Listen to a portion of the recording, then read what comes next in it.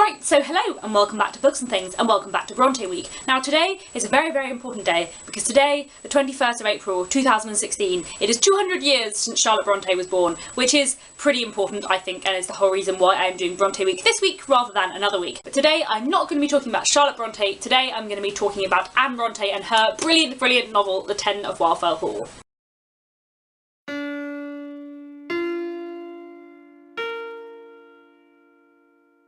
Chapter 1. You must go back with me to the autumn of 1827. My father, as you know, was a sort of gentleman farmer in Shire, and I, by his expressed desire, succeeded him in the same quiet occupation, not very willingly, for ambition urged me to higher aims, and self-conceit assured me that, in disregarding its voice, I was burying my talent in the earth and hiding my light under a bushel. My mother had done her utmost to persuade me that I was capable of greater achievements, but my father, who thought ambition was the surest road to ruin, and change but another word for destruction, would listen to no scheme for bettering either my own conditions or that of my fellows. So The Tenant of Wildfell Hall is an absolutely brilliant, brilliant book. I first read this when I was about 15 years old, and then I had not read it again until last week when I reread it, and oh, it was so good. I had forgotten how brilliant this book was. Like, when I was originally planning Brontë Week after I'd read Shirley, I thought that The Tenant of Wildfell Hall will be below Shirley, and then as I was reading it, I was like, no, this is so good. So good. If it wasn't for the very, very strong sentimental attachment I have to the next three books in Brontë Week, I think Tenant of Wildfell Hall would be further up. I think it is such a brilliantly written novel, and I think Anne Brontë has a brilliant narrative style and a lot of talent. I think, objectively, on an artistic level, The Tenant of Wildfell Hall might be the best Brontë novel. Like, objectively, I think it's probably a better book than Jane Eyre, but I have strong sentimental reasons why the next three books are the next three books in the series. The Tenant of Wildfell Hall is in some ways a frame narrative. It begins with the narrative of a man called Gilbert Markham, and the way the book is set up is that Gilbert is writing a letter to a good friend of his, telling this story from many years before that happened to him. In the beginning of this story, Gilbert Markham is a gentleman farmer. So there is a young woman who he thinks he is very fond of, he's in love with, he'd quite like to marry, and everything in his life seems to be going fairly smoothly. He's about 25, and then a widow called Mrs. Graham moves in to Wildfell Hall, which is a nearby property, and with her she brings her young son. Mrs. Graham is quite a complicated, mysterious figure from the outlet. People don't really seem to immediately take a liking to her, and at first Gilbert is not very keen on her. There is some kind of mystery hanging over her. She won't tell anyone about her past or where she's come from, but Gilbert does come to know Helen better, and the more he knows her, the more he becomes kind of fascinated by her and sort of falls in love with her. And that is kind of the first third of the book. The second third, the middle section of the book, is all actually from Helen's perspective, and we get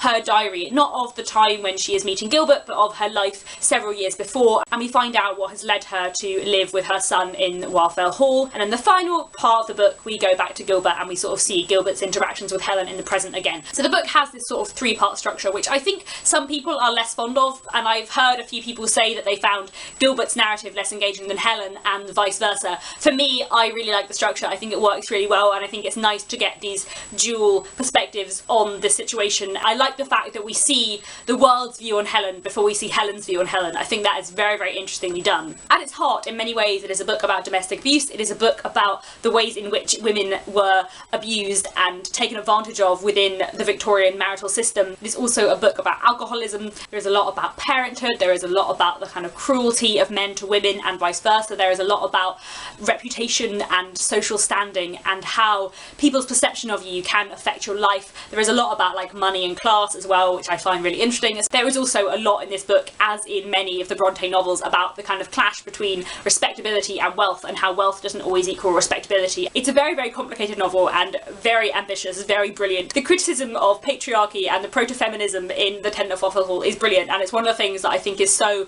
well done about it. The meat and the content of this book make it what it is, because it's such a fascinating exploration of Victorian marriage, and the way that Helen behaves in this book is very, very interesting. You can see like the seeds of Henrik Ibsen's A Doll's House in The Tenant of Wildfell Hall, and the way that it deals with sort of how much independence women should have and that kind of thing. Aside from all of those complex, wonderful themes, I also think the characters are really good. I think Helen is a very, very interesting character, especially because we see her from an outside perspective before we see her herself. We see her from Gilbert's perspective when Helen is about 25, and then when we go back to her diary we see her from when she's about 18, and so we get a very different impression of her then. I also think Gilbert is quite an interesting character. He's not like always nice, and at times he does things you're like, what are you doing, Gilbert? But at the same time I find him quite a nice character. I think when I first read The Tenant of Wildfell Hall, I really liked Gilbert and I thought he was lovely, and then I was reading it and I was like, wow, you're more complicated than I remember. But I think that happens with a lot of novels, especially the Brontes. You know, when you read Jane Eyre for the first time and you're like, oh, Mr. Rochester is so lovely, and then you read it and you're like, hang on, actually. I found the same with Gilbert in The Tenant of Wildfell Hall. However, I do find him a really interesting character and quite an intriguing narrator. Arthur Huntington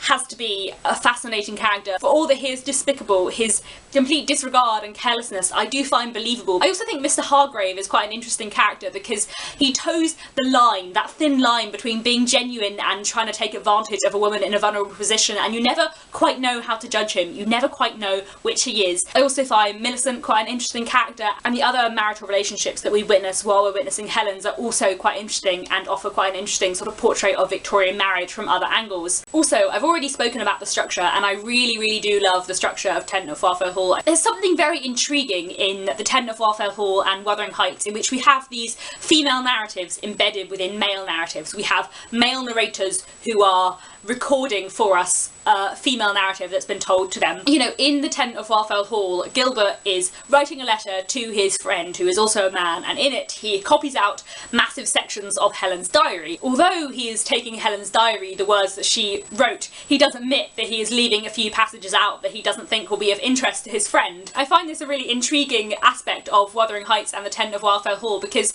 you wonder if it's Anne and Emily kind of legitimising these female narratives by embedding them in male narratives, or if they are sort of undermining these female narratives by embedding them in male narratives. Anyway, I could write an essay on that. Also, another thing I think is really cool about The Tenant of Wildfell Hall, I had an epiphany the other night, and I was thinking about The Tenant of Wildfell Hall, and I suddenly realised that The Tenant of Wildfell Hall, in many ways, is like the plot of Jane Eyre with some of the genders reversed. If you're someone that struggles with some aspects of Jane Eyre from like a feminist perspective, if it sometimes bugs you, then Tenant of Wildfell Hall is really interesting in exploring how a similar sort of situation to what's going on in Jane Eyre, how that would differ if the genders were different, what effect that would have on the situation and the characters. Like, it's not completely the same, but there are many similar aspects, and I think that's really fascinating and interesting.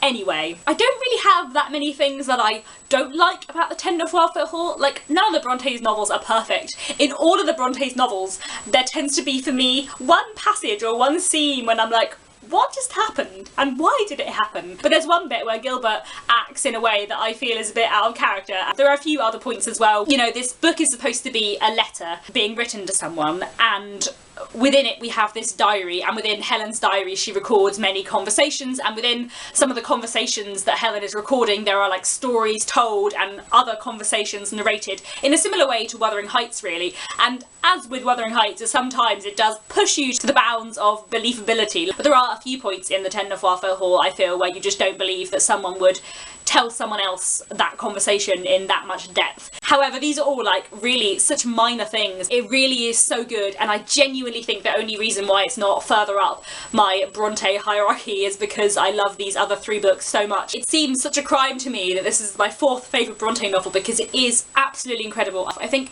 Anne Brontë is so underrated, and I think it's such a shame that Jane Eyre and Wuthering Heights end up being much more famous than The Tenant of Wildfell Hall, because this book is really brilliant, just so powerful and like heart-wrenching but wonderful. There is also a very good TV adaptation from 1996 which has Tara Fitzgerald in playing Helen and has Toby Stephens playing Gilbert Markham. If you watch the 2005 Jane Eyre, Toby Stephens plays Mr. Rochester in that, so if you like him in that, you will like him in this. It's very good. I haven't seen this adaptation for quite a long time actually, but while reading the book I was filled with such an urge to go watch the adaptation, so I'm definitely going to try and watch it quite soon if I ever find the time. I remember it being a very good, strong adaptation that keeps the kind of three-part structure of the book, and again, the TV adaptation I think really enforces a lot of the book's really important points about Victorian marriage and about the repression and cruel treatment of quite a lot of women within marriage as an institution in the Victorian period. Basically, in short, all I'm saying is that The Tenant of Wildfell Hall is an absolutely brilliant book, and I cannot recommend it enough. It is so good. I was so